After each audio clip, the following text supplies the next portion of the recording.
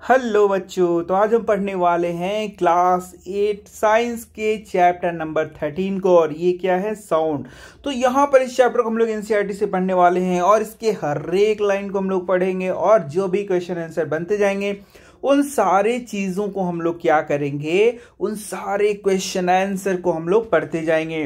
तो चैप्टर का क्या नाम है बच्चों? साउंड। साउंड का मतलब क्या होता है? ध्वनि। तो अभी भी जो तुम सुन रहे हो वो क्या है बच्चा लोग? ध्वनि। यानी ध्वनि क्या है? ध्वनि एक सेंसेशन है और हम लोग क्या करते हैं, अपने कानों के द्वारा ध्वनि को क्या करते हैं, सुन पाते हैं। बच्चा लोग, तुम जानते हो कि ध्वनि को हम लोग क्या कहते हैं? इसको एक ऊर्जा का हम लोग स्वरूप मानते हैं। इसका मतलब साउंड क्या है? साउंड भी ऊर्जा का एक रूप है। ठीक है, तो चलो हम लोग अब एक एक लाइन को देखते हैं और हर एक लाइन से जो भी क्वेश्चन उठेगा उसको हम लोग समझते चलेंगे। How do you come to know that a period is over in your school?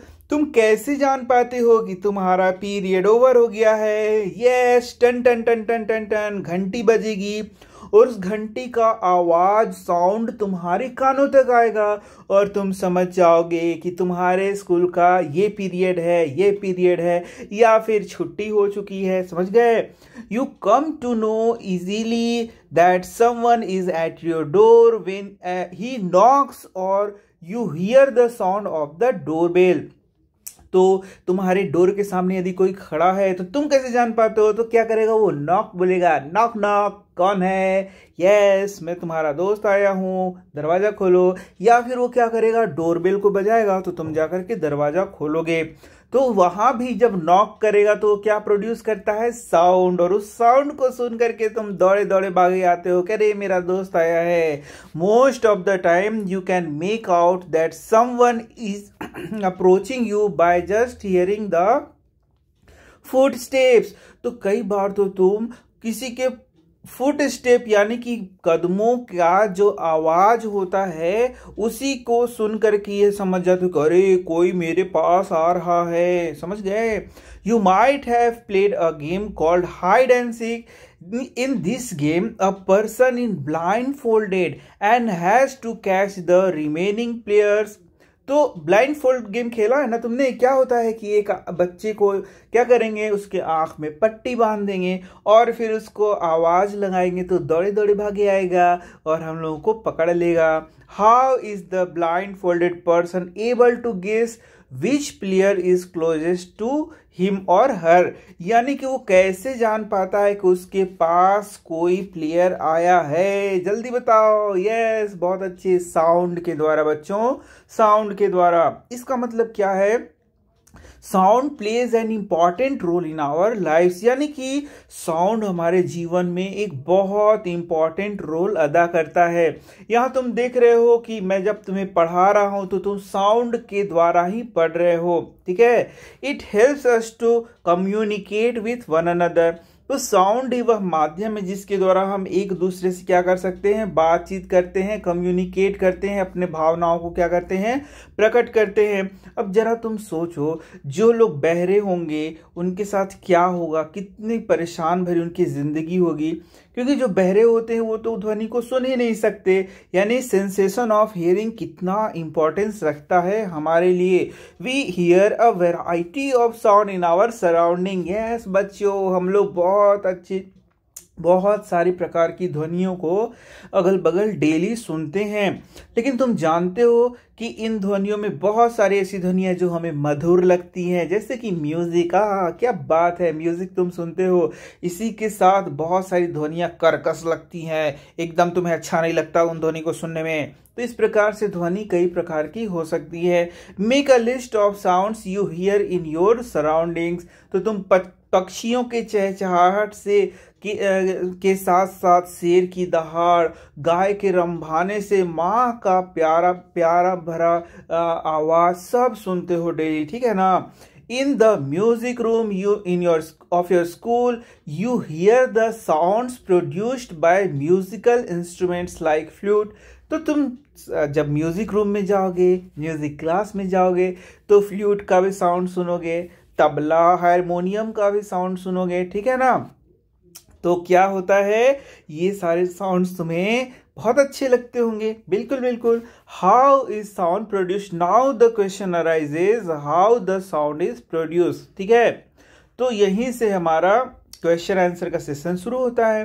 How does it travel from one place to another, ये दो क्वेश्चन है, इन दोनों क्वेश्चंस के आंसर को हम लोग यहाँ पर देखेंगे। अरे वाह, how do we hear sound, अरे वाह, तीसरा क्वेश्चन भी, अरे भाई चलो जितने क्वेश्चन, अरे why are some sounds louder than other कितने सारे क्वेश्चन है, चलो सारे क्वेश्चन को देखेंगे। तो भाई ये जो चैप्टर होने वाला है ना, ये सारे question we shall discuss such questions in this chapter, all questions, this kind of all question will discuss in this chapter। देख लो, ये है तबला, ये है सितार, फ्लूट, हारमोनियम, वाह वाह वाह क्या बात है। तो ये क्या है, सब म्यूजिकल इंस्ट्रूमेंट्स हैं जो कि तुमने देखे भी होंगे और शायद तुम बजाते भी होगे।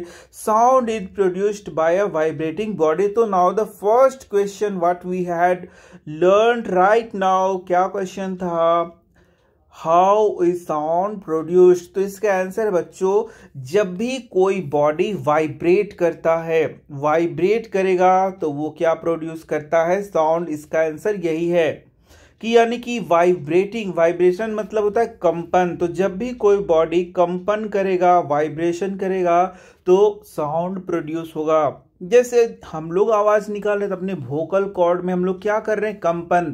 तो तुम कुछ बोलो, अभी तुरंत बोलो और गले पर अपने उंगलियों को रखो तो देखोगे तुम्हारे गले में वाइब्रेशन हो रहा है, कंपन हो रहा है, और इस प्रकार से हम लोग क्या कर रहे हैं, साउंड को प्रोड्यूस कर पा रहे हैं। Touch the school bell when not in use. अब देखो, जब स्कूल बेल को यूज नहीं किया जा रहा है तब टच करो, और उसके बाद क्या करो, उस पर तुम देखोगे कि, अच्छा फिर से मैं बता दे रहा हूं कि जब स्कूल बेल यूज नहीं हो रहा है तब उसको टच करो तो तुम देखोगे कि वह वाइब्रेट नहीं कर रहा, वो एकदम शांत है। लेकिन जब तुम क्या करोगे, उस पर लोहे से प्रहार करोगे तो तुम देखोगे कि वहां पर वाइब्रेशन होगा, झन, और फिर प्रोड्यूस होगा साउंड, साउंड वहां पर प्रोड्यूस होगा। तो यहां से प्रश्न आएगा कि भाई साउंड कैसे प्रोड्यूस हुआ। तो इसका आंसर है कि वो जो लोहे का बिल है वो वाइब्रेट करना शुरू हो गया, और जैसे ही वो वाइब्रेट करेगा वहां क्या प्रोड्यूस होगा बच्चा लोग, साउंड प्रोड्यूस होगा, ठीक है। यहाँ भी देखो एक बच्चा क्या कर रहा है, यहाँ पर ये एक मेटल का बर्तन है और उसको क्या कर रहा है, वाइब्रेट करा रहा है। तो जैसे ही वाइब्रेट करेगा यानी स्ट्राइक करेगा, स्ट्राइक जैसे ही उस पर करेगा तो वो वाइब्रेट होगा और उससे क्या प्रोड्यूस होगा, साउंड प्रोड्यूस होगा। Again strike the plate with the stick and hold it tightly with your hands immediately after striking. Do you still hear the sound? Touch the plate after it stop producing sound. Can you feel the vibration now? तो तुम देखोगे जब भी ये sound produce करेगा तो इसमें vibration होगा, और वह वाइब्रेशन ही क्या प्रोड्यूस करता है, साउंड को प्रोड्यूस करता है। अब ये चीज तो तुमने कई बार किया होगा। टेक अ रबर बैंड, तो रबर बैंड लेकर के हाथ में खींच लोगे दोनों उंगलियों को लगा करके, ठीक है, ऐसे करके भी, ऐसे यहाँ पर रबर बैंड तुमने कई बार खींचा होगा, और जब उंगलियों में लगा करके रबर बैंड को इस प्रकार से तुम इसमें वाइब्रेशन करोगे तो झन झन की आवाज आती है, बिल्कुल बिल्कुल तुमने देखा भी होगा। लेकिन यहाँ पर इस तरीके से तुम कर सकते हो। तो यहाँ पर देखोगे कि यहाँ पर रबर बैंड में जब वाइब्रेशन होगा तो क्या करेगा, देखो प्लकिंग, प्लक माने क्या कर रहा है, खींच रहा है, तो उससे साउंड प्रोड्यूस होगा। As you learned in class 7 the to and fro or back and forth motion of an object is called vibration. Now you have got the definition of vibration. Vibration यानी कि कंपन किसे कहते हैं। तो यहाँ देख सकते हो आंसर क्या बोल रहा है, तो यहाँ बोल रहा है जब टू एंड फ्रो मोशन होगा, द टू एंड फ्रो और back and fourth motion of an object, जब किसी ऑब्जेक्ट का टू एंड फ्रो मोशन होगा, टू एंड फ्रो मोशन मैंने क्या हो गया, ऊपर नीचे, और बैक एंड फोर्थ मतलब क्या हो गया, आगे पीछे, तो उस प्रकार के मोशन को क्या कहेंगे, वाइब्रेशन कहेंगे, ठीक है। When a tightly stretched band is plugged, जब एक टाइटली स्ट्रेच बैंड को, रबर बैंड को हम लोग क्या करेंगे, प्लग करेंगे, खींचेंगे, इट वाइब्रेट्स, ये वाइब्रेट होना शुरू करेगा, एंड प्रोड्यूसेस साउंड, और क्या प्रोड्यूस करता है, साउंड प्रोड्यूस करता है। When it stops vibrating it does not produce any sound, लेकिन जब ये वाइब्रेशन बंद कर देगा तो कोई साउंड देखने को नहीं मिलेगा। वाह क्या बात है, क्या बात है बच्चा लोग। तो समझ में आ गया कि कोई भी वाइब्रेटिंग ऑब्जेक्ट क्या प्रोड्यूस करता है, sound. Now activity 13.3, take a metal dish, एक मेटल डिश तुमको लेना है, इस प्रकार से दिख रहा है तुम्हें, and pour water in it, और इसमें क्या कर देना है, पानी डाल देना है। Strike it at its edge with a spoon, और इसका किनारे पर, एज मतलब क्या होता है बच्चा लोग, किनारा, किनारे पर स्पून से इस प्रकार से तुमको क्या करना है, स्ट्राइक करना है। इसमें पानी भरा हुआ है तो स्ट्राइक करोगे तो देखोगे ये वाइब्रेट करना शुरू करेगा, और यहाँ पर एकदम झन झन, यहाँ देखोगे कि क्या होगा, यहाँ पर वेव उठना शुरू होगा। मतलब ये जो पानी है एकदम वेव की तरह, यानी कि तरंग की तरह वो क्या करेगा, डांस करना शुरू कर देगा। Do you here a sound, तो क्या तुमने साउंड को सुना? यस, जैसे ही स्ट्राइक करोगे साउंड तुमको सुनाई पड़ेगा। Again strike the dish and then touch it, और अगेन स्ट्राइक करो और उसको टच करो। Can you feel the dish vibrating, बिल्कुल डिश क्या करेगा, वाइब्रेट करेगा, और इस वाइब्रेशन के कारण ही तुम्हें साउंड सुनाई पड़ रहा था। स्ट्राइक द डिश अगेन, और डिश को अगेन स्ट्राइक करो। Look at the surface of water, और पानी के सरफेस को देखो। Do you see any wave there, क्या तुमने उसमें कोई तरंग देखा, ऐसे तरंग देखा? अभी जाओ बच्चों, अभी तुम कर सकते हो, तो डिश कटोरी ले लो या थाली ले लो, उसमें पानी डाल करके टन टन मारो तो देखो तुम्हें ये वेव देखने को मिलेगा। Now hold the dish, what changes do you observe on the surface of water, can you explain the change, is there a hint to connect sound with the vibration of a body? Yes, यानी कि जो sound producer है वहां पर vibration होगा तभी sound produce होगा। We see that a vibrating object produces sound. तो now you have got the answer कि whenever anything vibrates it produces sound, यानी वाइब्रेशन जब भी होगा तो क्या प्रोड्यूस होता है, sound. In some cases the vibrations are easily visible to us, but in most cases their amplitude is so small, amplitude मतलब उसकी तीव्रता क्या होती है, बहुत छोटी होती है, that we cannot see them, however we can feel them. Yes, चलो अब आगे बढ़ते हैं। Take a hollow coconut shell, ये देखो हॉलो कोकोनट शेल इस प्रकार से लेना है तुम्हें, ठीक है, एक तारा बनाने के लिए बोल रहा है ये, ठीक है ना। And make a musical instrument, एक तारा। You can also make it with the help of earthen pot, यानी कि मिट्टी के पॉट से भी तुम क्या कर सकते हो, एक तारा का निर्माण कर सकते हो। Play this instrument and identify it's vibrating part, और देखोगे कि ये जो तना हुआ डोरी है वही क्या होता है, वाइब्रेट करेगा, और उससे क्या निकलेगा, साउंड निकलेगा। Make a list of familiar musical instruments and identified their vibrating parts. A few examples are given in table, तो तुम कोशिश करना और म्यूजिकल इंस्ट्रूमेंट्स को लेकर के, मतलब तुम्हारे दिमाग में जो आएगा या नेट्स वगैरह सर्च करना और देखना कि बहुत सारे अलग अलग इंस्ट्रूमेंट्स होते हैं, म्यूजिकल इंस्ट्रूमेंट, उसमें अलग अलग पार्ट को वाइब्रेट कराया जाता है। जैसे मान लो तबला हो गया तो उसमें देखोगे स्ट्रेच्ड मेम्ब्रेन होता है, इसी तरीके से तबला हो गया, ढोलक हो गया, नगाड़ा हो गया, ये सब यहाँ पर तुम ढोलक नगाड़ा सब भर सकते हो, ठीक है। इसके बाद तुम तुरही भर सकते हो, ठीक है ना। तो ये सारा चीज़ भरोगे तो देखोगे कि तबला ढोलक और ये सारे में स्ट्रेच्ड मेम्ब्रेन होता है। अब देखोगे वीणा होता है, उसमें स्ट्रेच्ड स्ट्रिंग होगा, जैसे गिटार हो गया, वीणा हो गया, इसमें क्या होता है, स्ट्रिंग्स लगे होते हैं जिसको हिला हिला करके क्या किया जाता है, डिफरेंट प्रकार के साउंड को प्रोड्यूस किया जाता है। इसी प्रकार से तुम देख सकते हो, जैसे कि मंजीरा हो गया। तो मंजीरा क्या होता है, देखा ना बच्चों, देखो लो, यही है मंजीरा। तो जब भी भजन कीर्तन होता है तो झन झन झन झन झन झन झन झन बजाया जाता है ना। तो यहाँ पर कैसे साउंड प्रोड्यूस हो रहा है, तो मंजीरा मेटल का होता है, तो मेटल को टकराने से ये आवाज तुमको सुनाई देगा। इसी प्रकार से देख सकते हो ये घातम होता है, ये घड़ा बजा रहा है यहाँ पर, तो यहाँ पर ये साउंड प्रोड्यूस कर रहा है। तो जब भी जो भी चीज तुम देख रहे हो, तुम देखो कि वहां पर स्ट्राइक किया जा रहा है या फिर क्या किया जा रहा है, स्ट्रेच किया जा रहा है। और फ्लूट वगैरह को देखोगे तो वहां पर उसमें जो छेद बने रहते हैं उससे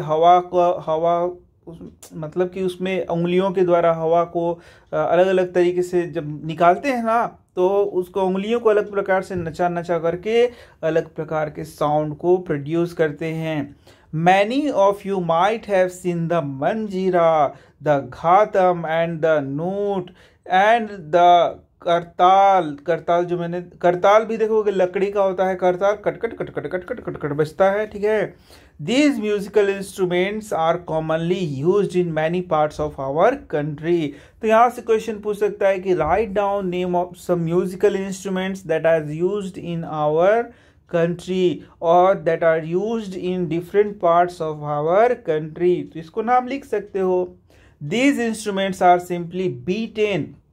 अब how the music is produced in these instruments or how the sound is produced in this instrument by simply beaten। simply इसको पेट पेट के और struck पीट के, स्ट्रक करके, स्ट्रक हो गया, स्ट्राइक करके, स्ट्रेच करके, देखा तुमने कई प्रकार से हम लोग साउंड को प्रोड्यूस करते हैं। Can you name a few other musical instrument of this type. तो जैसे मैंने बताया और भी म्यूजिकल इंस्ट्रूमेंट के बारे में वही सब लिख सकते हो। You too can make a musical instrument. तो बनाओ भैया बनाओ, कोई दिक्कत नहीं है, ठीक है। तो यहाँ देखो इस प्रकार से ये तुमने अलग अलग ग्लास में पानी रख दिया और तुम देखना इस प्रकार से जल तरंग को बजाते हुए यूट्यूब पे सर्च मारना, जल तरंग, एक से एक म्यूजिक तुमको सुनाई पड़ेगा। जल तरंग बड़ा सुंदर म्यूजिक सब प्रोड्यूस करता है। तो बचपन में मैं भी ऐसे किया करता था, तो तुम भी करना, बिल्कुल बच्चा लोग, तुम लोग भी कर सकते हो। और मैं क्या सिखा रहा हूँ, तुम करते ही होगे घर में। When we pluck the string of an instrument like the sitar, अब सितार हो गया, गिटार हो गया, इसका स्ट्रिंग को हम लोग क्या करते हैं, प्लग करते हैं, खींचते हैं। The sound that we hear is not only that of the string, the whole instrument is force to vibrate and it is the sound of the vibration of the instrument that we hear. तो तुम देखोगे कि guitar का shape अलग होता है, सितार का shape अलग होता है, वीणा का शेप अलग होता है। तो देखोगे इसी प्रकार से बहुत सारे, एक तारा का शेप अलग होता है, तो वो अलग अलग प्रकार से वाइब्रेट करेंगे और ये जो पूरा इंस्ट्रूमेंट है वो वाइब्रेट करेगा, उसमें से वाइब्रेशन निकलेगा और अलग अलग प्रकार का म्यूजिक का प्रोडक्शन होगा। Similarly when we strike the membrane of Mridangam, the sound that we hear is not only that of the membrane but the whole body of the instrument। तो मृदंग जैसे बजता है ना, धड़म धड़म धड़म धड़म धड़म धड़म, तो मृदंग जो बजेगा उसमें पूरा बॉडी क्या करेगा, वाइब्रेट करेगा। बहुत अच्छा। तो यही सब बातें लिखी गई हैं बच्चों। Sound produced bye humans. अब देखो ह्यूमन के द्वारा साउंड कैसे प्रोड्यूस होगा, बहुत इंपॉर्टेंट क्वेश्चन आएंगे। Speak loudly for a while और सिंग अ सॉन्ग। बच्चा लोग sing a song, sing a song, एक सॉन्ग को सिंग करो। और बज लाइक अ बी, बी कैसे, बज, ठीक है। Put your hand on your throat as shown in figure। तो मैंने जैसे तुम्हें शुरू में ही बताया था कि यहाँ थ्रोट पर अपना हाथ को, उंगलियों को रखो, तो तुम देखोगे कि किस प्रकार से यहाँ पर वाइब्रेशन को तुम क्या कर सकते हो, फील कर सकते हो। चलो इसका नेल पॉलिश भी लगा देते हैं, जाओ, नेल पॉलिश लग गया तुम्हारा नीला रंग का, है ना। अच्छा चलो, वेरी गुड, बहुत अच्छे। In humans the sound is produced by the voice box or लैरिंग्स। एकदम भी आई क्वेश्चन आ गया तुम्हारा। क्या क्वेश्चन है, कि ह्यूमंस में साउंड कैसे प्रोड्यूस होता है, तो इसका आंसर है वॉइस बॉक्स के द्वारा या फिर लैरिंग्स के द्वारा। Put your fingers on the throat and find a hard bump. Bump देखोगे ऐसे उभार है, यही देखो उभार को बम्प कहते हैं। ये देखो ये जो बम्प है यही क्या है, उभार है। तो ये लड़कियों में कम होगा, लड़कों में ज्यादा होगा। That seems to move when you swallow। This part of the body is known as voice box. इसी को क्या कहते हैं, वॉइस बॉक्स कहते हैं। It is at the upper end of wind pipe. जो हमारा विंड पाइप होता है, हवा की नली होती है, उसके अपर पार्ट में होता है। Two vocal cords are stretched across the voice box or larynx. तो ये देखो यहीं पर वॉइस बॉक्स को दिखाया गया है ना। तो ये इस प्रकार से है तुम्हारा। और two vocal cords are stretched across the voice box. तो टू वोकल कॉर्ड्स प्रेजेंट होते हैं। तो वॉइस बॉक्स को ही क्या कह रहे हैं, लैरिंग्स। दोनों एक ही नाम है, याद रखना। In such a way that it leaves a narrow slit between them for passage of air. और यहाँ पर नैरो पैसेज ऑफ एयर रहेगा, जिससे फिर क्या होगा, तुम्हारा हवा जाएगा और साउंड प्रोड्यूस होगा। तो देखो यहाँ, when the lungs force air through the slit, the vocal cords vibrate। तो बात ये है बच्चों कि यहाँ पर ये जो पाइप है ये आगे जाएगा और ये पाइप कहाँ खुलेगा, लंग्स में, ठीक है। तो लंग्स क्या करता है, लंग्स से यहाँ पर हवा भेजा जाएगा और जब ये हवा भेजा जाएगा तो ये जो वोकल कॉर्ड है ये क्या करेगा, वाइब्रेट करेगा, ठीक है। तो जब लंग फोर्स करता है एयर थ्रू द स्लिट, इस तरीके से लंग्स एयर को भेजेगा ऊपर स्लिट के थ्रू, तो ये क्या करता है, वाइब्रेट करता है। यानी वोकल कॉर्ड, देखो यही वोकल कॉर्ड जिसे मैंने बताया, यही क्या है, वोकल कॉर्ड है। और ये क्या करेगा, वाइब्रेट करेगा, प्रोड्यूसिंग साउंड। और ये प्रोड्यूस करेगा साउंड।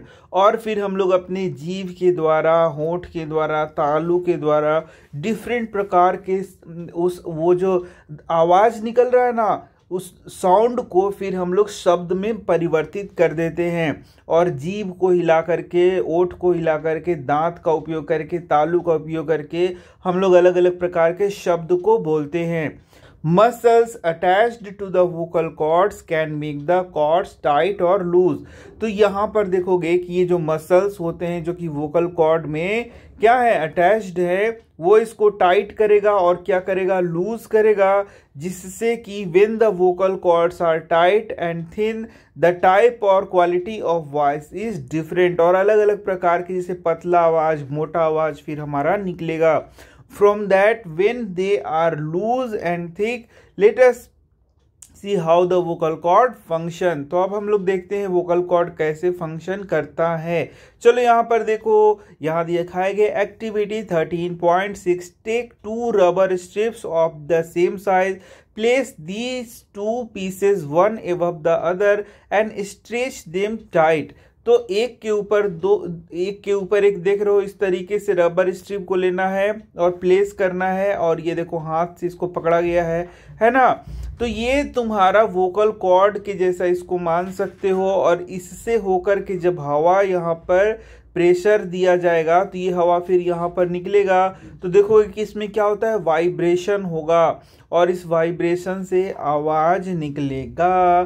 ठीक है, सही हमारा वोकल कॉर्ड भी काम करता है। Now blow air through the gap between them.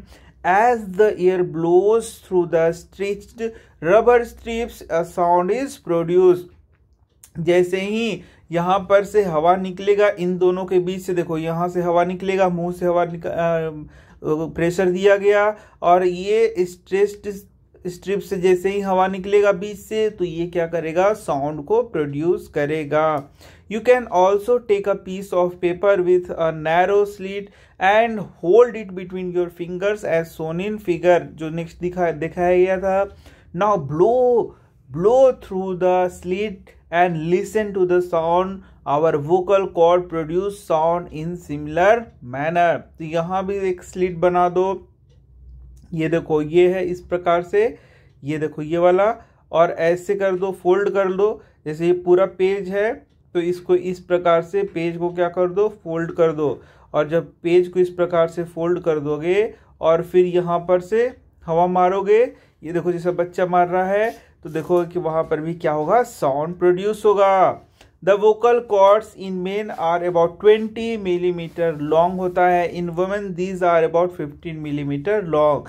Children have very short vocal cords, this is the reason why the voices of men women and children are very different. ठीक है, sound needs a medium for propagation.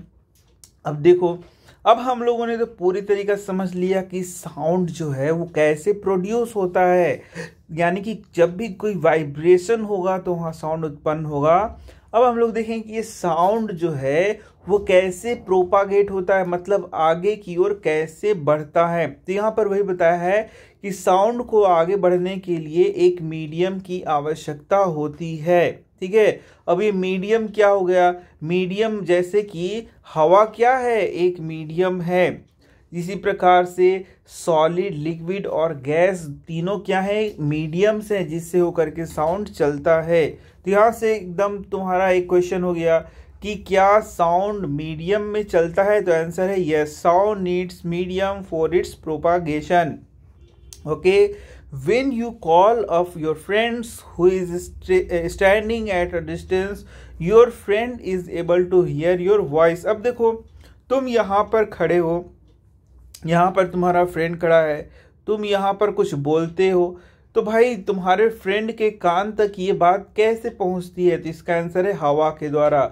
बच्चों, हवा एक क्या हो गया, medium हो गया, और इस मीडियम के थ्रू साउंड क्या होता है, आगे की ओर बढ़ता है और तुम्हारे दोस्त के कान तक ये साउंड पहुंच जाएगा और उसे सुनाई पड़ेगा। तो अब ये साउंड किस रूप फॉर्म में आगे बढ़ता है, तो साउंड प्रोपागेट होता है एनर्जी के फॉर्म में। किस रूप में, एनर्जी के फॉर्म में। और वेव के जैसा, वेव के रूप में साउंड क्या करता है, आगे की ओर प्रोपागेट होता है, आगे की ओर बढ़ता है। तो यहाँ पर अब आगे देखते हैं क्या क्या लिखे, how does the sound propagate और ट्रेवल और टू हर। अब देखना है कि साउंड भाई आगे की ओर कैसे बढ़ता है। ठीक है, इसी को हम लोगों को देखना है। चलो यहाँ पर एक तुम्हारा एक्टिविटी फिर से दिखाया गया है। Take a metal or glass tumbler, make sure that it is dry, place a cell phone in it. तो इसमें एक सेल फोन रख देना है, इस तरीके से ग्लास में सूखा हुआ ग्लास होना चाहिए। Ask your friend to give a ring on this cell phone from another cell phone, listen to the ring carefully. अब एक अपने दोस्त को बोलो कि भाई इस पर तुम साउंड रिंग करो और उसके बाद क्या करो, तुम इसको सुनो। ठीक है, now surround the rim of the tumbler with your hands, put your mouth on the opening between your hands, indicate to your friend to give a ring again, listen to the ring while sucking air from the tumbler, does the sound becomes fainter as you suck air, remove the tumbler from your mouth, does the sound become loud again। तो भाई इसमें से हवा खींचते हुए फिर तुम बोलोगे कि इसमें रिंग करो, तब देखोगे कि जो साउंड था वो क्या हो गया, कम हो गया। और फिर वापस से जब इसको ऐसे नीचे रख दोगे फिर से रिंग करवाओगे तो साउंड क्या हो जाएगा, बढ़ जाएगा। तो can you think of the an explanation, क्या तुम इसका एक्सप्लेन कर सकते हो, क्यों वही टम्बलर था, वही सेल फोन था यानी मोबाइल था, तो कभी उससे ज़्यादा साउंड आ रहा था, कभी उससे कम साउंड आ रहा था, ऐसा क्यों। Is it possible that the decreasing amount of air in tumbler had something to do with decreasing loudness of the ring, yes. तो हम जब उसमें से हवा की कमी हो गई, यानी कि जब हवा तुमने मुंह से सक किया, खींच लिया और उसके बाद यहाँ पर रिंग हुआ फोन, तो तुम देखोगे कि साउंड तुम्हें कम आ रहा था। ऐसा क्यों हुआ, क्योंकि जैसे ही हवा वहाँ पर कम हुआ तो वहाँ पर मीडियम गायब होना शुरू हो गया, यानी कि वह एक किस प्रकार का वहाँ पर वातावरण बना, एक एम्प्टी इन्वायरमेंट वहाँ पर बना जिसे हम लोग वैक्यूम के नाम से भी जानते हैं।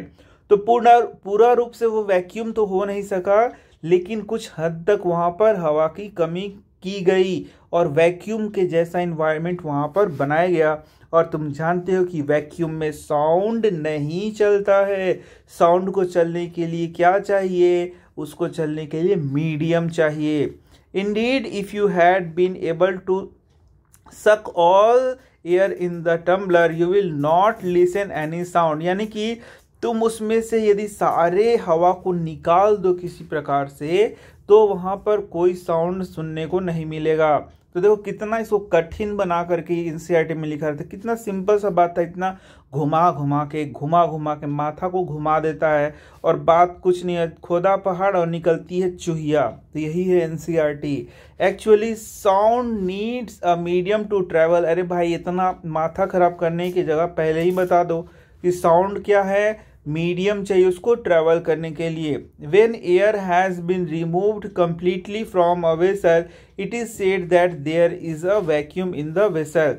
तो वैक्यूम क्या है, जहां पर कुछ भी नहीं है उसे ही हम लोग क्या बोलेंगे, वैक्यूम कहेंगे।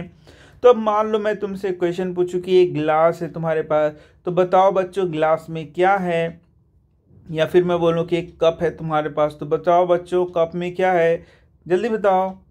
कितने बच्चे इसका आंसर कर सकते हैं कि तुम्हारे पास एक कप है तो कप में क्या है? तो बहुत सारे बच्चे बोलेंगे कि कप में चाय है, बहुत सारे बच्चे बोलेंगे कप में तो कुछ भी नहीं है।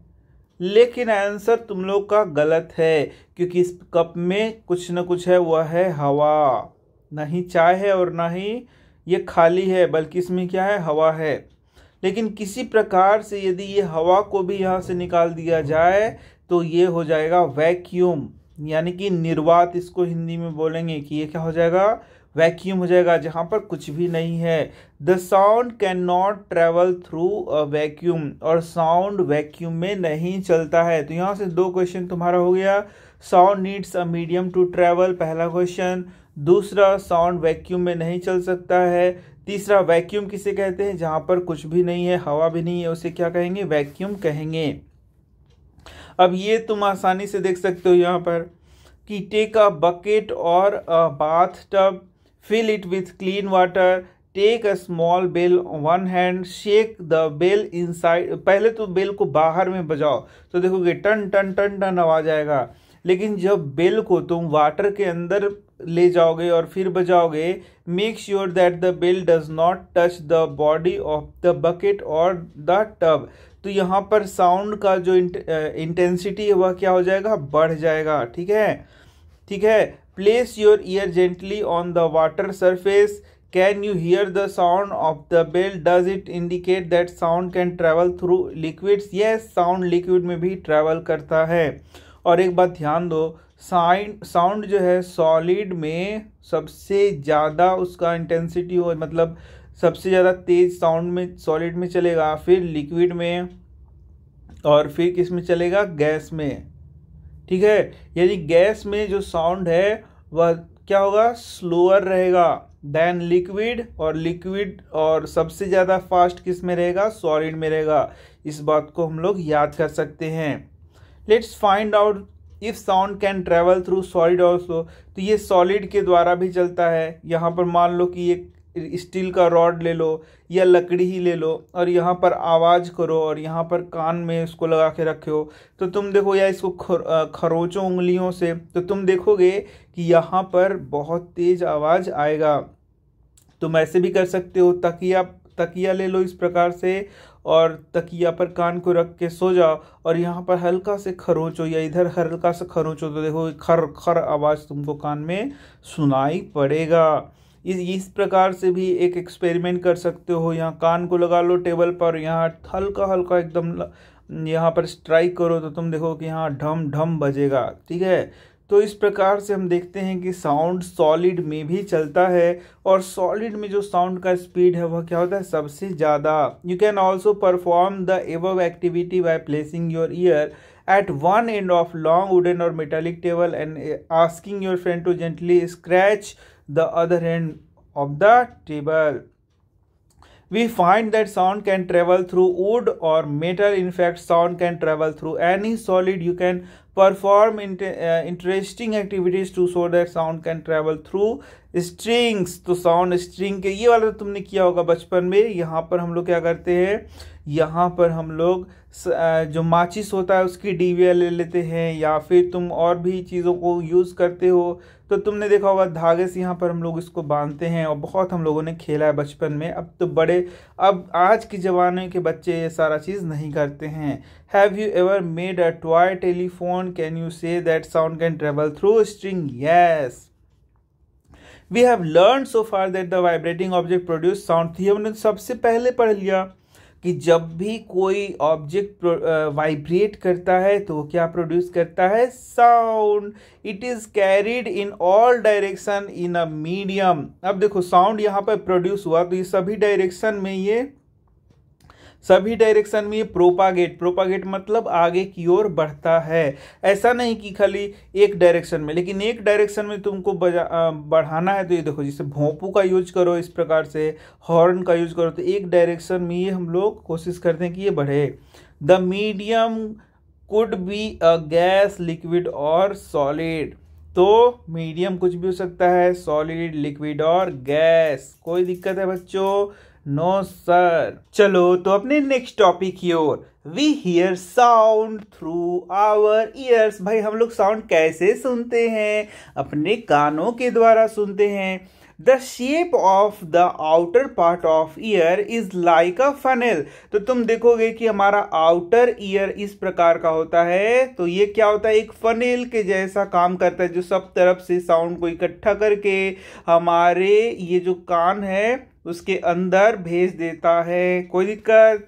When sound enters it travels down a canal। तो ये उसके बाद क्या हो जाता है, तुम्हारा कैनाल से होकर के जाता है, और यहाँ पर होता है ईयर ड्रम, ठीक है, जिसे कहते हैं कान का पर्दा। तो canal at the end of which there is a thin stretched membrane, यानी कि यहाँ पर जो है एक मेम्ब्रेन होता है, इसे ही हम लोग क्या बोलते हैं, ईयर ड्रम कहते हैं। ये जो होता है ना बच्चों यहाँ पर कान का पर्दा, इसी का क्या नाम होता है, ईयर ड्रम होता है। और ये भी क्या होता है, मेम्ब्रेनस स्ट्रक्चर होता है। कोई दिक्कत? It performs an important function to understand what the ear drum does. Let's build a thin can model of the ear drum. तो can model of ear drum के लिए क्या करना है, कुछ खास नहीं करना है। यहाँ देखो इस प्रकार से एक क्या ले लिए हम लोग, एक इस प्रकार से बॉटल ले लेंगे, ठीक है, यानी कि डब्बा ले लेंगे, और उसके ऊपर ये रबर का स्ट्रेच करके हम लोग इसको लगा देंगे। ये देखो यहाँ पर हम लोगों ने रबर को स्ट्रेच करके लगा दिया है, और इसके ऊपर मान लो दाल का दाना है या चावल का दाना है या कुछ इस तरीके के कंकड़ के दाने हैं, उसको रख देना है, और नीचे से इसको छेद कर देना है। देखो यहाँ नीचे क्या करना है, छेद करना है। फिर यहाँ से जब नीचे तुम जोर से बोलोगे, तो जब बोलोगे तो ये साउंड क्या होगा, आगे की ओर ट्रैवल करके जाएगा, और ये जो पर्दा है ये क्या करेगा, वाइब्रेट करेगा। तो देखोगे कि ये दाने देखो उड़ के ऊपर आए, फिर नीचे आ जाएंगे, ऊपर जाएंगे, नीचे आएंगे, ठीक है। तो देखो हम लोग को बोलना है हुर्रे हुर्रे, इस तरीके से बोलना है। तो हुर्रे बोलोगे ना तो ये दाने ऊपर जाएंगे, फिर वापस नीचे चले आएंगे। तो ये एक ईयर ड्रम की तरह यहाँ पर इसको दिखाया गया है। The ear drum is like a stretched rubber sheet. तो ईयर ड्रम क्या है, ये देखो यही है ईयर ड्रम, और ये क्या होता है, एक रबर शीट के जैसा स्ट्रेच्ड मेम्ब्रेन है। तो ये देखो बच्चा लोग, यही है हमारा एक्सटर्नल ईयर या फिर आउटर ईयर, ठीक है। और ये जो है कैनाल है, यहाँ देखो ये कैनाल है, ठीक है, और इस कैनाल से होकर के साउंड अंदर प्रवेश करता है, और उसके बाद हमारे ईयर ड्रम यानी कि कान के पर्दा से जाकर के टकराता है, और इस कान के पर्दे को वाइब्रेट करता है। इसके बाद यहाँ देखो ये हड्डियां लगी हुई हैं कान के अंदर में, मिडल ईयर होता है, मध्य का कान होता है, उसमें ये हड्डियां 3 हड्डियां लगी होती हैं। तो जब ये ईयर ड्रम वाइब्रेट करता है तो उससे सटी हुई ये हड्डियां भी वाइब्रेट करती हैं, और जो साउंड का फ्रीक्वेंसी है, यदि साउंड का जो तीव्रता है उसको कई गुना से ये बढ़ा देता है। फिर इसके बाद ये जो वाइब्रेशन है वो हमारे इनर ईयर कॉक्लिया में पहुंचता है, और उसके बाद इसको कान क्या करता है, विद्युत सिग्नल यानी इलेक्ट्रिक सिग्नल में इसको परिवर्तित कर देता है और ये सारे इलेक्ट्रिक सिग्नल ऑडिटरी नर्व के द्वारा हमारे ब्रेन में चले जाते हैं और फिर ब्रेन क्या करता है, साउंड को महसूस करता है कि आखिर क्या बोला गया है। तो देखा कैसे हमारा कान काम करता है। Sound vibrations make the ear drum vibrate. तो क्वेश्चन है कि जो ईयर ड्रम है वो कैसे वाइब्रेट करता है। आंसर है साउंड की वाइब्रेशन से वो क्या करता है, वाइब्रेट करता है। The ear drum sends vibration to the inner ear. अब जब ये ईयर ड्रम वाइब्रेट करेगा तो इनर ईयर में, ये मिडिल ईयर से होते हुए इनर ईयर में क्या जाएगा, साउंड चला जाएगा। From there the signal goes to the brain. That is how we hear. और इसके बाद ये कहाँ चला जाएगा, ब्रेन में साउंड, और हम लोग क्या करते हैं, साउंड को महसूस कर पाते हैं। You have already learned in earlier classes. अच्छा हाँ, अब देखो ये आ गया 13.5 amplitude, time period, frequency of a vibration। तो ये जो वाइब्रेशन होता है इसका एम्पलीट्यूड पढ़ना है, टाइम पीरियड पढ़ना है, फ्रीक्वेंसी पढ़ना, तो ये सारा चीज हम लोग को यहाँ देखना है। We have learned that the to and fro motion of an object is known as vibration. तो हम लोगों ने इसके पहले भी पढ़ा था कि टू एंड फ्रो मोशन होगा, बैक एंड फोर्थ मोशन होगा, उसी को हम लोग क्या कहते हैं, वाइब्रेशन। तो यहां से यहां से क्वेश्चन आएगा वाइब्रेशन क्या है।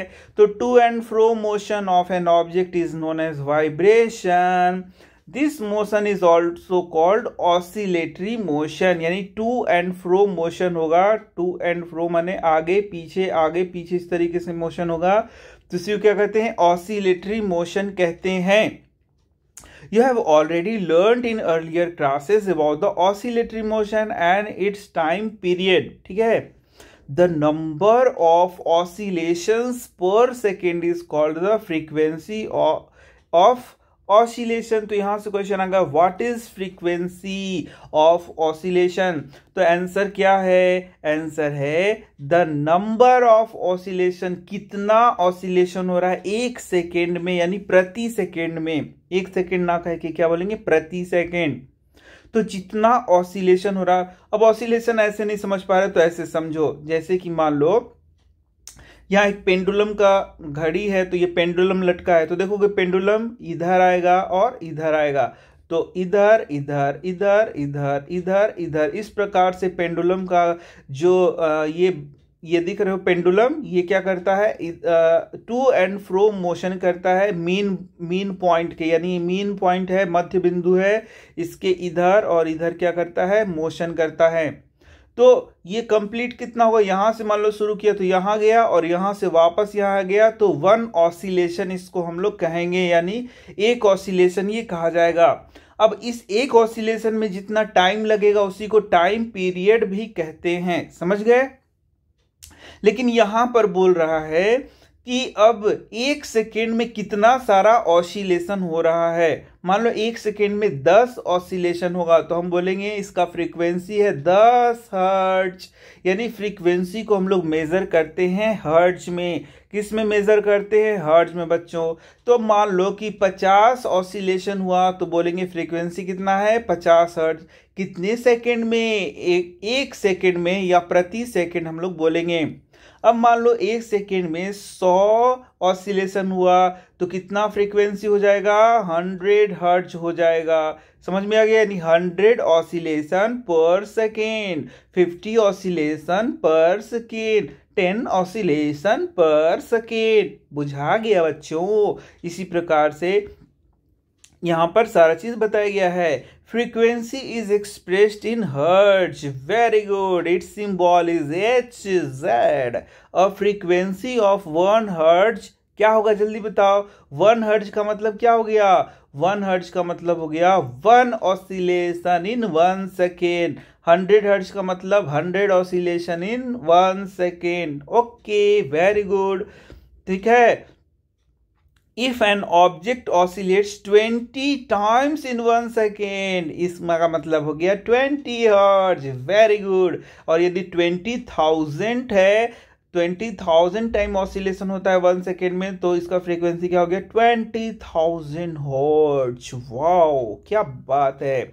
You can recognize many familiar sounds without seeing the objects producing them. ठीक है। How it is possible these sounds must be different to enable you to recognize them. अब देखो भाई, सब चीज, जितने भी चीजें साउंड प्रोड्यूस करी, सब एक ही जैसा होता है क्या? नहीं, सब साउंड्स अलग अलग होते हैं। तो हाउ डू यू रिकॉग्नाइज कि ये उसका साउंड है? रिकॉग्नाइज मतलब पहचानना। कैसे तुम पहचानोगे कि ये अलग अलग प्रकार का साउंड है? Have you ever thought what factor make them different? आखिर में कौन सी चीज है जिसके कारण वे हम लोग अलग अलग प्रकार के आवाजों में डिफरेंस कर सकते हैं, उसमें अंतर कर पाते हैं? Then the answer is amplitude and frequency are two important properties of an sound, any sound. Can we differentiate sounds on the basis of their amplitudes and frequency? Yes, यानी कि साउंड्स में जो अंतर होता है वो उसके फ्रीक्वेंसी के कारण होता है, उसके एम्पलीट्यूड्स के कारण हम लोग बोल सकते हैं कि ये साउंड क्या है, डिफरेंट है। समझ गए? अब देखेंगे एक्टिविटी 13.11। तो यहां पर हम लोग एम्पलीट्यूड के बारे में समझेंगे। देखो, पहले मैं समझा देता हूं तो तुम्हें ज्यादा समझ में आएगा। तो कोई भी साउंड कितना लाउड है, कितना लाउडनेस ऑफ साउंड जो है कि उस किस चीज पर निर्भर करता है, उस किसी भी साउंड के एम्पलीट्यूड पर निर्भर करता है। ठीक है, of the vibration producing the sound. For example, if the amplitude becomes twice, the loudness increases by the factor of 4. ठीक है, यानी कि यदि एम्पलीट्यूड 2 गुना हो जाएगा तो जो लाउडनेस है इंक्रीजेस बाय फैक्टर ऑफ 4, 4 गुना हो जाएगा। The loudness is expressed in a unit called decibel. और लाउडनेस को हम लोग कैसे मेजर करते हैं? डेसिबल में मेजर करते हैं। ये सारे पॉइंट्स एकदम VBI हैं, यही सब एग्जाम में तुमसे पूछा जाएगा। क्या पूछा जाएगा कि जो साउंड का लाउडनेस है वह किसके कारण होगा? उसके एम्पलीट्यूड के कारण। यानी कि एम्पलीट्यूड ज्यादा होगा तो लाउडनेस क्या होगा? ज्यादा होगा। एम्पलीट्यूड कम होगा तो लाउडनेस क्या होगा? कम होगा। The following table gives some idea of loudness. अब देखो, लाउडनेस क्या है? जैसे कि कोई साउंड बहुत लाउड होता है, कोई साउंड बहुत स्लो मतलब कम लाउड होगा। तो कैसे? जैसे बिजी ट्रैफिक में जाओगे तो वहां पर तुमको इधर उधर चिल्ला चिल्ले एकदम लाउड साउंड आएगा, वो होगा 70 डेसिबल लगभग। और जब तुम नॉर्मल सांस ले रहे होगे तो वो 10 डेसिबल आएगा। ठीक है, और हल्का फुल्का फुसफुसाओगे क्लास में बैठ करके तो वो 30 डेसिबल आएगा। ठीक है, तो तुम समझ सकते हो ये लाउडनेस क्या है। जब तुम आ रहे क्लास में एकदम फुसफुसाहट चल रही है तो वहां पर हम लोग बोलेंगे कि कम लाउड साउंड है। और जैसे ही तुम्हारे टीचर क्लास से बाहर जाएंगे, तुम लोग एकदम चिल्ला चिल्ली करने लगोगे, एकदम बहुत ज्यादा हल्ला शोर मचाने लगोगे, तो वहां पर लाउड साउंड आएगा। और ये साउंड लाउडनेस ऑफ साउंड किस पर निर्भर करेगा? उसके एम्पलीट्यूड पर। अब जो नॉर्मल कन्वर्सेशन हम लोग बातचीत करते हैं उसमें 60 डेसिबल का साउंड प्रोड्यूस होता है। एवरेज फैक्ट्री जो है तुम्हारा 80 डेसिबल का साउंड प्रोड्यूस करेगा। एवब 80 decibel the noise becomes physically painful. और यदि 80 डेसिबल से साउंड ज़्यादा नॉइजी है तो वो क्या करेगा? तुम्हारे लिए बहुत परेशानी, मतलब तुमको बहुत ज़्यादा परेशानी हो, तुम उसको झेल नहीं पाओगे। हो सकता है कान का पर्दा फट जाए, हो सकता है बहुत ज़्यादा लाउड साउंड हो तो व्यक्ति की मृत्यु भी हो सकती है। समझ गए लाउडनेस क्या हो गया साउंड का? तो इसी लाउडनेस को यहाँ, अब लाउडनेस जब समझ गए तो यहाँ पर एक्टिविटी भी समझ जाओगे। ये बहुत सिंपल सा एक्टिविटी किया गया है। Take a metallic tumbler and a table spoon. यहाँ टेबल स्पून लेना है, एक मेटालिक टम्बलर लेना है। अब क्या करना है भाई? इसको क्या करना है? इसको आवाज करना है। और यहाँ पर देखो एक थर्मोकोल का छोटा सा गोली मिलता है ना, उसको यहाँ सटा के रखना है। तो तुम देखोगे यहाँ पर हल्का सा इस पर स्ट्राइक करोगे तो यहाँ ये कम वाइब्रेट करेगा, और यहाँ पर देखोगे ये जो थर्मोकोल का बॉल है वो हल्का सा अलग होगा। लेकिन यहाँ पर बहुत ज़्यादा तेज स्ट्राइक करोगे तो बहुत ज़्यादा लाउड साउंड प्रोड्यूस होगा, जिससे कि ये क्या होगा, काफ़ी दूर चला जाएगा। तो यहाँ पर ये एनर्जी को भी दिखाता है। यदि लाउड साउंड होगा तो एनर्जी भी क्या होगा, ज़्यादा होगा, और लाउड साउंड नहीं होगा तो एनर्जी भी क्या होगा, कम होगा। और जैसे एग्जाम में क्वेश्चन आएगा तुम्हारा लाउडनेस किस पर निर्भर करता है, तो साउंड के एम्पलीट्यूड पर निर्भर करता है। The loudness of sound depends on its amplitude.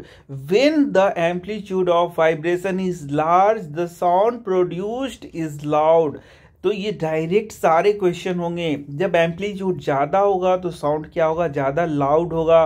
When the amplitude is small, जब एम्पलीट्यूड कम होगा तो साउंड क्या होगा, फीबल होगा, यानी कि बहुत हल्का फुल्का साउंड प्रोड्यूस होगा। मतलब साउंड प्रोड्यूस तो होगा लेकिन मतलब फीबल होगा, मतलब कमजोर होगा, इस तरीके से समझो। स्मॉल उसमें क्या होगा, एम्पलीट्यूड होगा तब, ठीक है ना। अब देखो मध्यम भी कह सकते, मध्यम साउंड, ठीक है ना। Compare the sound of a baby with that of an adult. अब देखो, अब बच्चे का साउंड देखो और एक अपने टीचर का साउंड देखो, मेल टीचर का साउंड। इसी तरीके से एक फीमेल का साउंड देखो और एक मेल का साउंड देखो, तो तुम्हें काफ़ी अंतर लगेगा उनके साउंड में। तो ये सारा अंतर होता है वो पिच या श्रिलनेस के कारण होता है, ठीक है। और ये जो पिच है ये किस चीज़ के कारण होता है, फ्रीक्वेंसी के कारण होता है। यदि ज़्यादा फ्रीक्वेंसी होगा तो पिच क्या होगा, ज़्यादा होगा, और साउंड क्या होगा, पतला साउंड होगा, लड़की के जैसा साउंड होगा या फिर बच्चे के जैसा साउंड होगा। और पिच कम कब होगा, या श्रिलनेस ऑफ साउंड कहते हैं। श्रिलनेस या पिच कम कब होगा, जब फ्रीक्वेंसी कम होगा, और फ्रीक्वेंसी कम होगा तो पिच कम होगा, तो साउंड क्या होगा, मोटा होगा। जैसे कि लड़के का साउंड होता है या फिर बड़े आदमी का साउंड होता है। तो the frequency determines the shrillness और pitch of a sound. If the frequency of vibration, ये सारे डायरेक्ट क्वेश्चन है, याद रखना। तो क्वेश्चन पूछेगा किसी साउंड का पिच किस पर निर्भर करता है, तो आंसर है फ्रीक्वेंसी पर। यदि फ्रीक्वेंसी ज्यादा होगा तो पिच क्या होगा, ज्यादा। फ्रीक्वेंसी कम होगा तो पिच क्या होगा, कम होगा, ठीक है। चलो, higher we say that the sound is shrill and has a higher pitch, यानी कि यदि श्रिल ज्यादा होगा तो पिच ज्यादा होगा, और यानी कि वो लड़की का आवाज है या बच्चे का आवाज है तो उसमें श्रिलनेस ज्यादा होता है। If the frequency of vibration is lower, we say that sound has a lower pitch. Very good, बहुत अच्छा। For example, a drum vibrates with low frequency, therefore it produces, ठीक है। देखो यहाँ ड्रम है, ये लो फ्रीक्वेंसी है, इसका लो फ्रीक्वेंसी मतलब समझो 1 सेकेंड में मान लो कि ये कितना ऑसिलेशन हो रहा है, मान लो कि 5 ऑसिलेशन हो रहा है, या यहाँ पर मान लो कि 3 ऑसिलेशन हो रहा है, और 1 सेकेंड में यहाँ पर मान लो 10 ऑसिलेशन हो रहा है, यानी फ्रीक्वेंसी कितना हो गया, 3 हर्ट्ज, और यहाँ फ्रीक्वेंसी कितना हो गया, 10 हर्ट्ज। अभी सिखाया है ना, 1 सेकेंड में जितना यहाँ पर क्या हो रहा है, ऑसिलेशन। तो इसका फ्रीक्वेंसी कम हो गया और इसका फ्रीक्वेंसी ज़्यादा हो गया, और ये ढम ढम आवाज़ करेगा और ये आवाज़ करेगा। सीटी कैसा आवाज़ करता है, यानी इसमें ज़्यादा श्रिल साउंड होगा, पतला आवाज़ जो हम लोग आम भाषा में कहते हैं। A low pitched sound on the another hand, a whistle has a higher frequency and therefore produces a sound of higher pitch. अब डायरेक्ट क्वेश्चन ही पूछ देगा कि ड्रम का फ्रीक्वेंसी ज्यादा है कि कम है, आंसर है कम है। फिर पूछेगा ड्रम में पिच कम है या ज्यादा, तो आंसर है कम है। कंपेयर पूछेगा, ऐसे थोड़े ना कोई पूछ सकता है। अब देखो ड्रम के तुलना में जो विसल है उसका जो फ्रीक्वेंसी है ज्यादा है कि कम है, तो आंसर है ज्यादा फ्रीक्वेंसी है, और उसका पिच भी ज्यादा है, इसलिए पतला आवाज निकलेगा। A bird makes a higher pitched sound whereas a lion makes low pitched roar. Roar मैंने कहा होगा दहाड़ना, तो जब लायन दहाड़ता है तो लो पिच आवाज निकालेगा, और जो बर्ड ची ची ची ची ची ची ची ची करेगा वो क्या करेगा, हाई पिच साउंड निकालेगा। However, the roar of a lion is very loud। अब इसका लाउडनेस अलग बात है, लाउडनेस देखो अलग चीज है। लाउडनेस किस चीज पर निर्भर करता है, एम्पलीट्यूड पर, और पिच किस पर निर्भर करता है, उसके फ्रीक्वेंसी पर। ये तो समझ ही रहे हो, ठीक है ना। और पक्षी का साउंड क्या होता है, फीबल होता है, मध्यम होता है एकदम। तो अब बताओ, जो लायन का लाउडनेस ज्यादा है यानी उसका एम्पलीट्यूड क्या होगा, ज्यादा होगा। Every day you hear the voices of children and adult. तो जल्दी से बता दो, चिल्ड्रेन का फ्रीक्वेंसी क्या होता है, ज्यादा होता है, श्रिलनेस ज्यादा होता है, और एडल्ट्स का श्रिलनेस कम होता है। Do you find any difference in their voices, can you say that the frequency of the voice of a child is higher than that of an adult. Yes yes yes yes yes. Usually the voice of a woman has higher frequency, meaning higher pitch than that of man। तो ये सब चीज मैंने बता दिया, हर एक line से question आएगा और हर एक लाइन से आंसर कर देना। Audible and inaudible sounds. अब देखो, कुछ साउंड्स ऐसे होते हैं जो कि हमारे कान, ह्यूमन के कान उसको सुन पाते हैं, और कुछ साउंड ऐसे हैं जिसको हम लोग जो ह्यूमंस हैं उसको नहीं सुन पाते, उसके दूसरे जानवर सुन सकते हैं लेकिन हम लोग नहीं सुन सकते हैं। तो इस प्रकार से जो ह्यूमन है, the fact is that sounds of frequency less than about 20 vibration per second, यानी 20 hertz can not be detected by human ear. Such sounds are called inaudible. On higher side sounds of frequencies higher than 20,000 vibrates per second are also not audible to the human ear। तो clear बात समझ लो, 20 hertz से 20,000 hertz तक के sound को ही human ear सुन सकता है। अब 20 हर्ट्ज से कम फ्रीक्वेंसी के साउंड को ह्यूमन ईयर नहीं डिटेक्ट कर सकता है, ना ही सुन सकता है, और 20,000 हर्ट्ज से ज्यादा फ्रीक्वेंसी के साउंड को भी ह्यूमन ईयर नहीं सुन सकता है। यानी तो क्वेश्चन पूछेगा कि बताइए ह्यूमन ईयर किस फ्रीक्वेंसी के साउंड को सुन सकता है, इसका आंसर है 20 हर्ट्ज से 20,000 हर्ट्ज के बीच के साउंड को। 20,000 हर्ट्ज को 20K हर्ट्ज भी लिख सकते हैं, ह्यूमन सुन सकता है। कोई दिक्कत बच्चा लोग? No sir. Thus, for human ear, the range of audible frequency is roughly from 20 to 20,000 hertz। अब देखो, तो इस प्रकार से जो साउंड हम लोग सुन सकते हैं उसे क्या बोलेंगे, ऑडिबल रेंज। यही क्या हो गया हमारा, ऑडिबल रेंज। और इनऑडिबल मतलब क्या हो गया, जिसे हम लोग सुन नहीं सकते हैं। Some animals can hear sounds of frequency higher than 20,000 hertz, जैसे कि dogs have this ability। Question पूछेगा, एक एनिमल का नाम बता दो जो कि 20,000 हर्ट्ज से ज्यादा फ्रीक्वेंसी के साउंड को सुन सकता है। तो हम लोग धड़ से आंसर कर देंगे, dogs. Wow wow wow wow, dogs जो है वो 20,000 हर्ट्ज से ज्यादा के साउंड को सुन सकते हैं। अब देखो, the police use high frequency whistles which dogs can hear but humans cannot। The ultrasound equipment familiar to us for investigating and tracking many medical problems works at frequency higher than 20,000 hertz। अब देखो, वैसा sound जिसका frequency 20,000 hertz से ज्यादा उसको बोलते हैं ultrasound, TRASOUND, ultrasound बोलते हैं बच्चों लोग। और तुम देखोगे कि अल्ट्रासाउंड के द्वारा बहुत सारे मेडिकल ट्रीटमेंट भी किए जाते हैं। जैसे तुमने सुना होगा कि सोनोग्राफी, अल्ट्रासोनोग्राफी कराने जा रहा है वह पर्सन, उसके पेट में कुछ प्रॉब्लम है, या अल्ट्रासोनोग्राफी एक प्रेग्नेंट लेडी है वो कराने जा रही है, तो अल्ट्रासोनोग्राफी तुमने सुना होगा, वहां पर अल्ट्रासाउंड का उपयोग किया जाता है। यानी कि 20,000 हर्ट्ज से ज़्यादा फ्रीक्वेंसी के साउंड का उपयोग किया जाता है और उसका बहुत ज़्यादा यूज़ भी होता है। तो इसके बारे में आगे की क्लासेस में, क्लास 9th में काफ़ी चीज़ तुम पढ़ने वाले हो। अब देखेंगे नॉइज के बारे में, म्यूजिक के बारे में। We hear different types of sounds around us. अब तुम अपने अगल बगल बहुत प्रकार के साउंड्स को सुनते हो।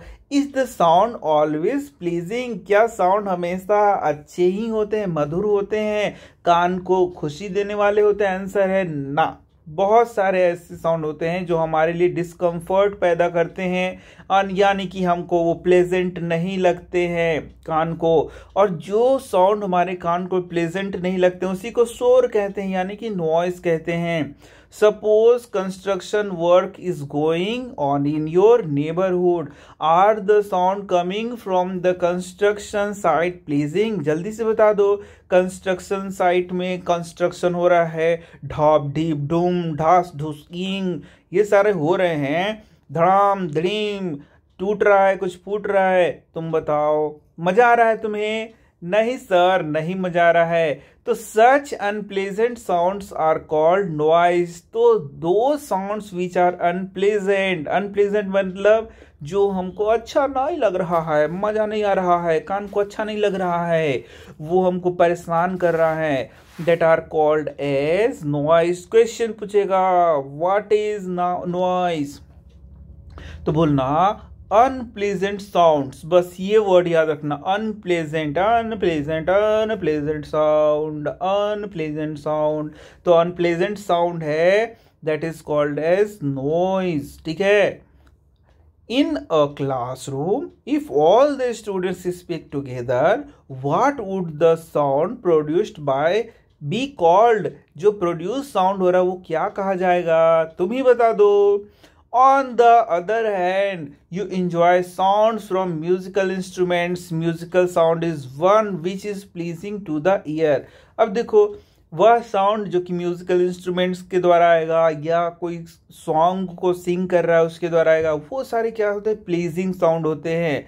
ठीक है। हमारे कानों को, हमारे दिमाग को बड़ा अच्छा लगता है। Sound produced by a harmonium is a musical sound. The string of a sitar, guitar जो भी है, also gives our musical sound. But if a musical sound becomes too loud would it remain melodious? जरा तुम ही सोचो। तो कुछ बच्चों को तो बड़ा मजा आएगा, अरे भाई एकदम पूरा फुल साउंड बजाओ रे, खूब नाचेंगे। लेकिन कुछ लोगों को वो खराब भी लगेगा, जिससे बुढ़वन होता है वो लोग बोलेगा बंद करो बंद करो, गाना बंद करो। अब देखेंगे नॉइस पोल्यूशन। तो you already know about air pollution, water pollution, soil pollution. Now we'll learn about noise pollution. तो ये सारा चीज है। देखो similarly presence of excessive or unwanted sounds in the environment is called noise pollution. तो now question will be asked from you, क्या what is noise pollution? तो presence of excessive, बहुत ज़्यादा साउंड होगा, या फिर अनवांटेड साउंड होगा तुम्हारे अगल बगल इन्वायरमेंट में, तो that is called as noise pollution. So the two words you will have to memorise. The first one is excessive sound, बहुत ज़्यादा तेज साउंड, और दूसरा है अनवांटेड साउंड। चलो, excessive sound, unwanted sound, excessive sound, unwanted sound. So excessive sound, unwanted sound is called noise pollution. Very easy. Can you list some sources of noise pollution?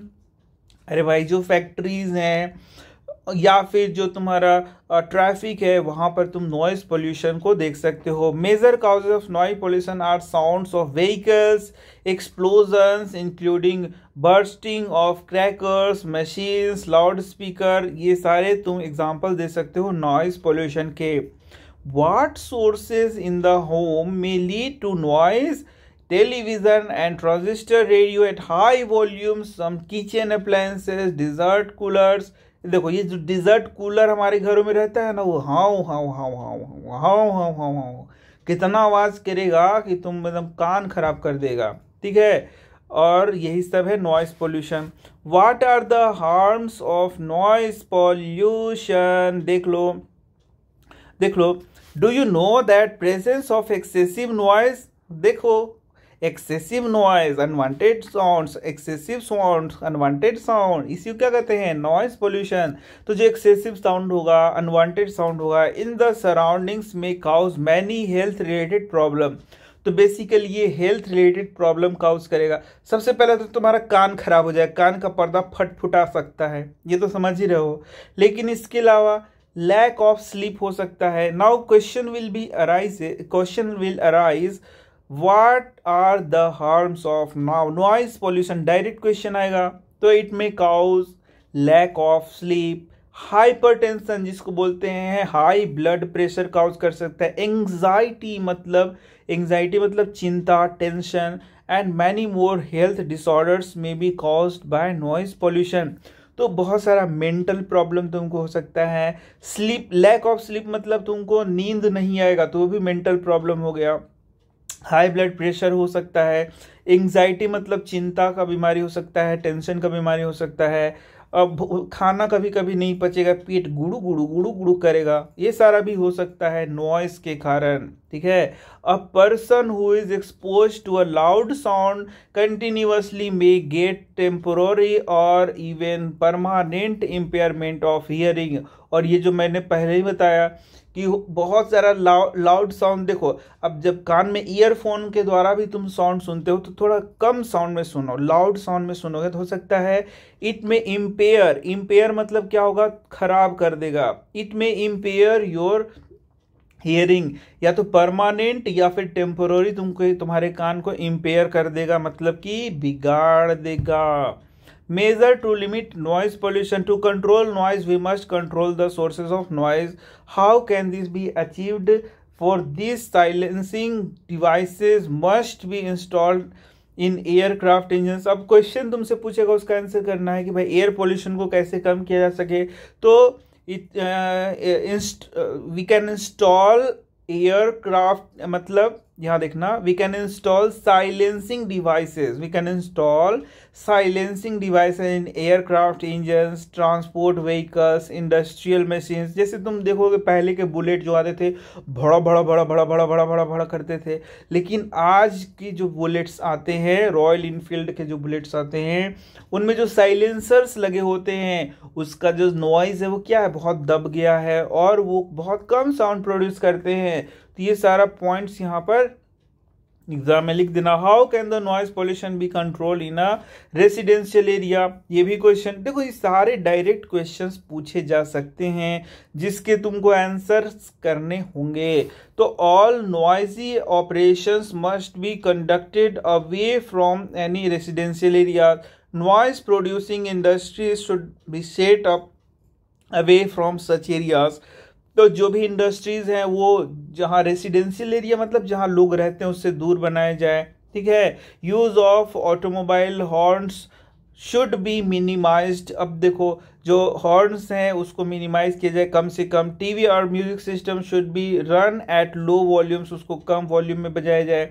और तुम देख सकते हो सरकार ने नियम भी बना रखा है कि 10 बजे के बाद तुम लाउड साउंड को नहीं बजा सकते हो।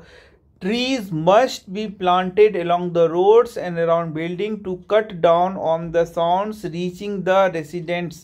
तो ये देखो ट्रीज को हम लोग यहाँ प्लांट कर सकते हैं तो रोड्स के along बगल बगल में, ताकि वो साउंड को क्या करे, एक साउंड को रोक सके रेसिडेंशियल एरिया में जाने तक। दस reducing the harmful effects of noise pollution. तो ये सारे पॉइंट्स तुमको क्या करने होंगे, दिमाग में रखने होंगे। अब चलो लास्ट यहाँ येलो बॉक्स बच गया है। हियरिंग इम्पेयरमेंट मतलब कान खराब हो जाना, यही समझो, मतलब धीरे धीरे कम सुनाई पड़ना। इम्पेयरमेंट मतलब क्या हो गया कि वो बिगड़ रहा है। टोटल हियरिंग इम्पेयरमेंट मतलब जो बहिरा हो गया, which is rear is usually from birth itself. तो जो बहिरा होता है जो कि बहुत किसी भी चीज़ को नहीं सुन सकता, यानी कि टोटल हियरिंग इम्पेयरमेंट है वो बर्थ से हो सकता है। लेकिन बहुत ज़्यादा कुछ मतलब अपने कान पर तुम जुल्म करोगे ना तो तुम भी बहरे हो सकते हो, ये भी समझ लेना। Partial disability is generally the result of disease, injury और एज नहीं है, एज है। तो देखोगे जो बूढ़े हो जाते हैं धीरे धीरे बोलेंगे आए आए आए, का बोल रहे हो बाबू, ऐसे बोलेगा। यानी कि एज के साथ साथ उसका जो सुनने का कैपेसिटी है वो क्या होता है, धीरे धीरे कम होते जाएगा, या किसी इंजरी के कारण, कोई डिजीज के कारण भी तुम्हारा कान में सुनाई पड़ना कम हो सकता है। Children with impaired hearing need special care by learning sign language. अब देखो जो बहरे होते हैं उनके लिए साइन लैंग्वेज यूज करते हैं, ठीक है।